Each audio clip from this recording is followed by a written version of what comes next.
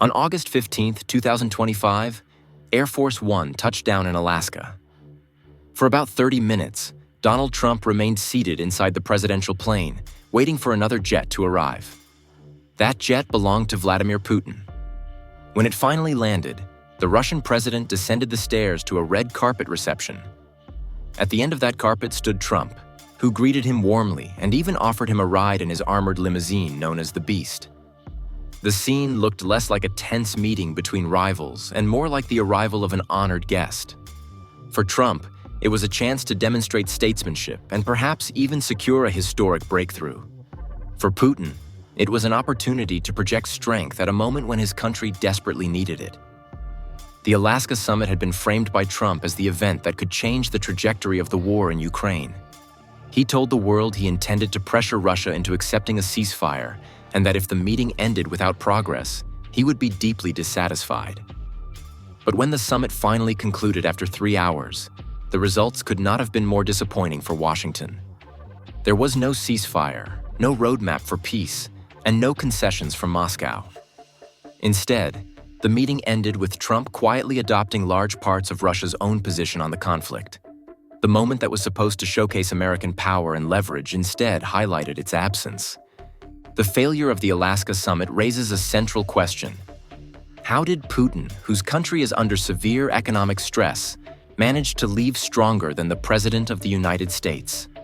Russia entered those talks with clear weaknesses. Its economy, once portrayed as resilient, was now showing visible cracks. Inflation was rising, corporate debt was exploding, and oil revenues were falling short of expectations. In theory, Trump had more bargaining power than at any point since the war began. Yet somehow, Putin emerged as the victor. To understand why, we need to examine both Russia's economic situation and the political theater of the summit itself. This is what we will discuss together in today's episode. I am your host, and this is the Intel Runner Plus. Please consider liking this video and subscribing to the channel. Let us begin with the economy.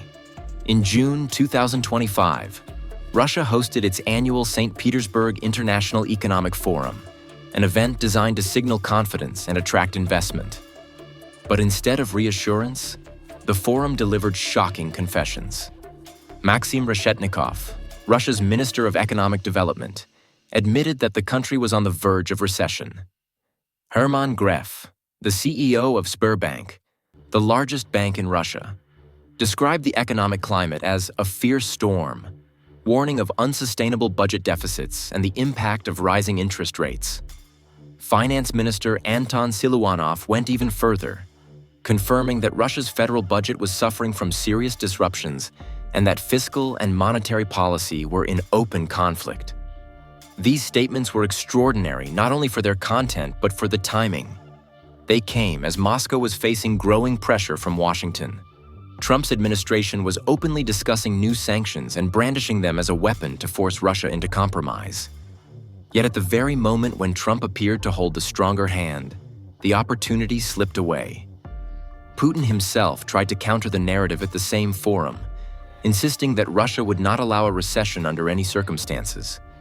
But such assurances carried little weight against the reality of declining oil prices, ballooning debt, and rising inflation. How did Russia reach this point of economic fragility? The answer lies in the way the Kremlin structured its war economy. On February 25, 2022, just one day after Russian forces crossed into Ukraine, Putin signed an amendment to the defense procurement law. This amendment forced Russian banks to provide loans to companies in the defense sector at preferential rates, often below market value, and stripped banks of the ability to assess credit risk or demand collateral.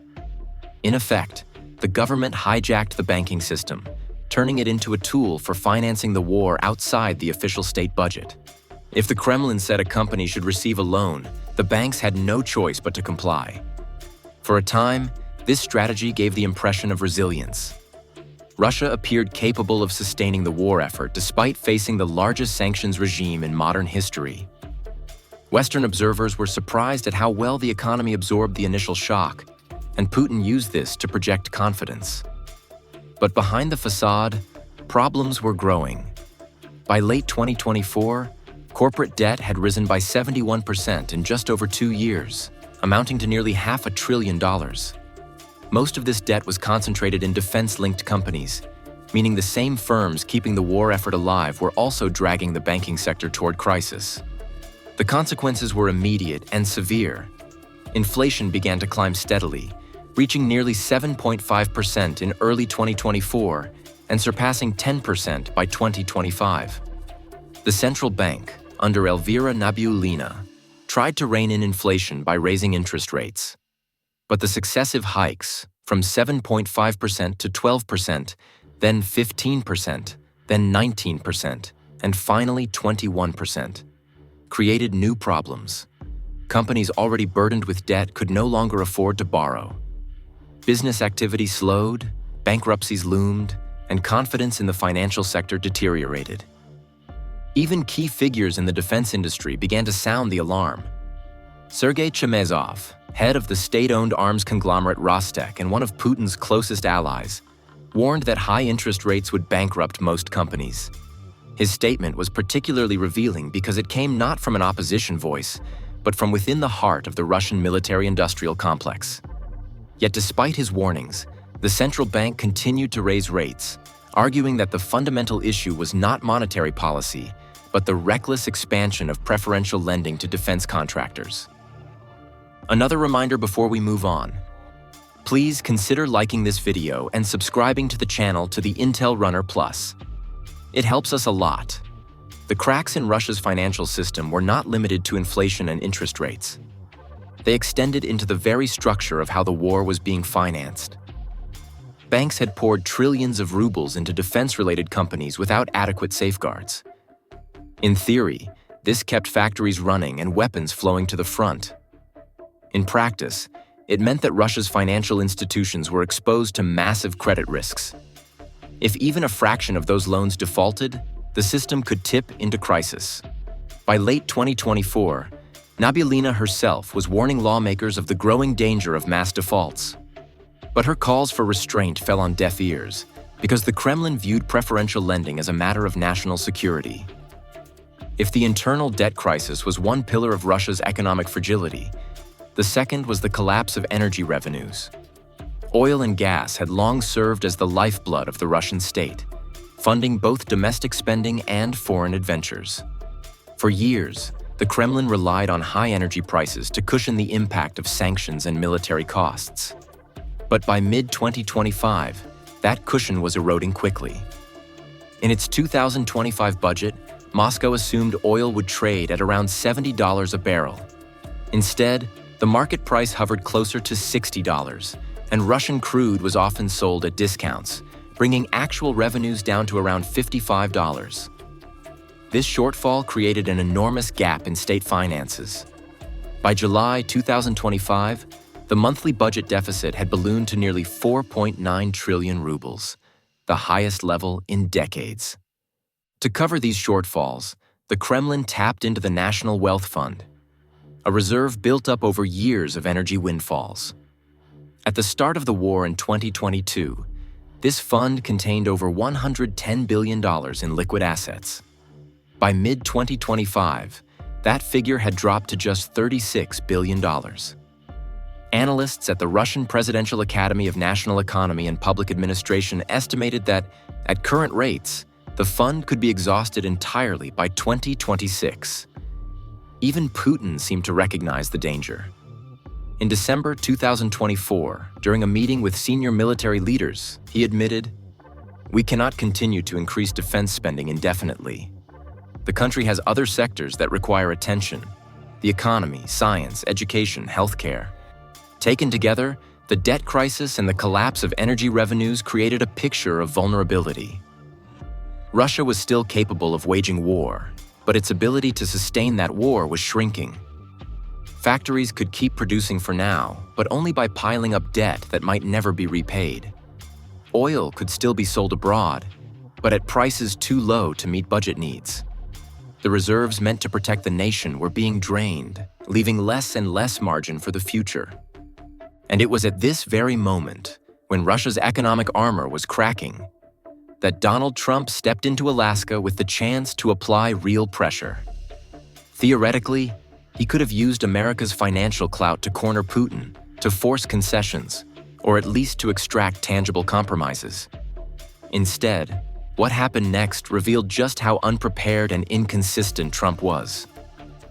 The Alaska summit was meant to be the moment when the United States reasserted its leverage. Trump had told reporters repeatedly that his mission was to secure a ceasefire. He warned that if Putin refused, the United States was prepared to escalate sanctions and cut Russia off from even more of the global economy. He spoke of deadlines and ultimatums, at one point declaring that Russia had 50 days to comply, then shortening that timeline to barely 2 weeks. These threats were widely publicized, creating the expectation that Trump would arrive in Alaska with a firm strategy and a clear set of demands. But when the meeting finally took place, it quickly became apparent that Trump had raised expectations far higher than he could deliver. Instead of cornering Putin with the threat of sanctions, he allowed the Russian president to dictate the framework of the talks. Moscow's position was consistent. There would be no ceasefire first. A comprehensive agreement had to be reached before the guns fell silent, and such an agreement, from the Russian perspective, required Ukraine to make territorial concessions. This was a stance the United States and its European allies had previously rejected outright. Another reminder before we move on. Please consider liking this video and subscribing to the channel to the Intel Runner Plus. It helps us a lot. Yet by the time the summit ended, Trump was echoing Putin's very words. He told the press that the only viable path was a comprehensive agreement, after which a ceasefire could be implemented. He suggested that Ukraine might have to cede territory in order to achieve peace. The shift was subtle but unmistakable. Trump had not forced Putin to soften his position. Instead, he had adopted it. For Putin, this was a diplomatic windfall. He had walked into the summit under pressure, his economy weakening, his officials openly admitting that recession was looming. He walked out with the President of the United States publicly validating Russia's negotiating line. Even more importantly, he walked out without making a single concession of his own. No promises on a ceasefire. No commitments to reduce military operations. No acknowledgement of responsibility for the war.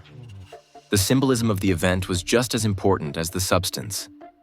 Putin was received on American soil with the full honor of a head of state.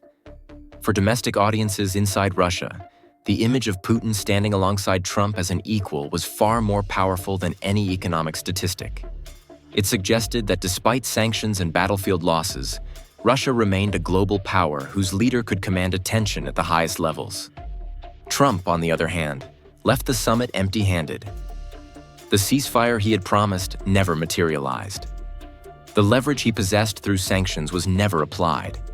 Instead of demonstrating strategic discipline, he appeared erratic and unprepared. His approach seemed guided less by a coherent plan than by the last conversation he had before walking into the meeting. Allies in Europe watched in dismay as the American president not only failed to pressure Putin but appeared to concede ground.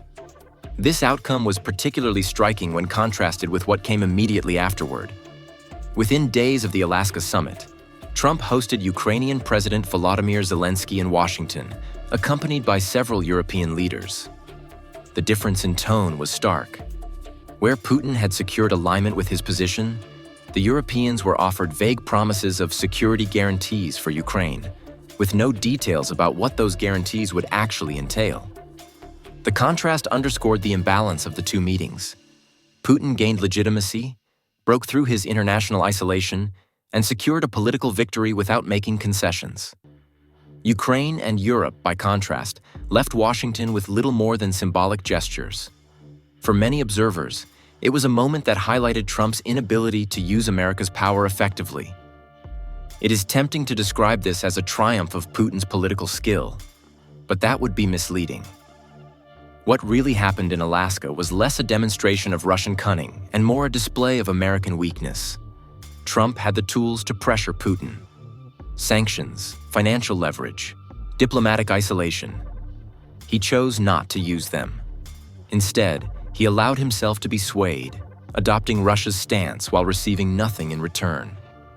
In practical terms, the summit achieved nothing concrete for the United States. No ceasefire was agreed upon. No new framework for negotiations was established. No sanctions were tightened or eased. In every measurable sense, the talks were a failure. But for Putin, failure was victory. As long as he left without conceding, he could portray the meeting as proof that Russia was holding firm and that even the United States recognized his position. This is why the Alaska summit is remembered not as a turning point in the war, but as a case study in missed opportunity. Trump had entered with leverage he may never have again. A Russian economy on the brink, allies eager for American leadership, and a set of tools that could have pushed Moscow toward compromise.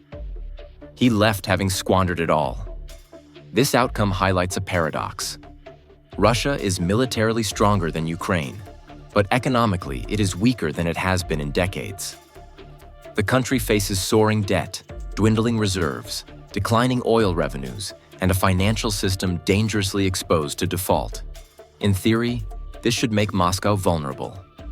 In practice, Trump's inability to stay consistent or strategic allowed Putin to mask those vulnerabilities and emerge from Alaska as though he were the one in control.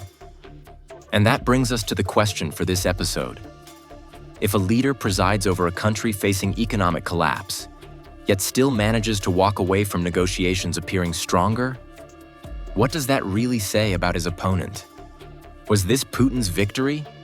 Or was it America's defeat under Trump's leadership? Finally, if you liked the episode and want to see us again, subscribe to the Intel Runner Plus and see you in the next episode.